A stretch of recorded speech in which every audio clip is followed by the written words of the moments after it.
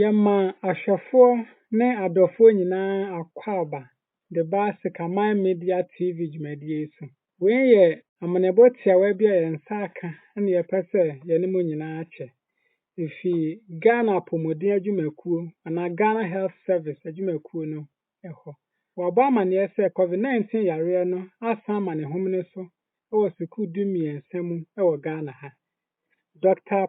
Kuma-Aboagye a ɔyɛ Kwankyerɛfoɔ Panin ma Ghana Health Service no na ɔde nsɛm tu nsɛmtwerɛfoɔ anim. Ɔkyerɛ mu sɛ wɔ Sukuu dumiɛnsa yi mu no COVID-19 yareɛ no ɛyɛ Asukuufoɔ ahanu aduanan nnum ana 245.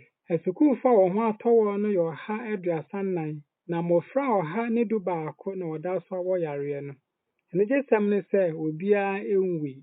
Dr. Kuma-Aboagye kyerɛ mu sɛ ɛho bɛhia sɛ yɛn nyinaa bɛkɔ so ada yɛn ho so. Tikyiw yɛ mma a wɔnwɔ COVID-19 paneɛ no bi no. Afei, yɛpɛ sɛ wotie sɛ na ɔsi kaa no ɛwɔ Borɔfo kasɛm. We have mainly workplace and school outbreaks. Some schools have closed down temporarily to control the spread. Other companies have also taken a little break to make sure that they are able to contain the spread. The number of students, still a lot of underreporting. We know that there are about 13 schools that have reported outbreaks, but we also know that there's a lot more than 13 who have not reported. We have had 245 cases among these 13 schools. 134 have recovered, around 111 are still active, they are still waiting to recover. The good thing is that we've not had any deaths among this group.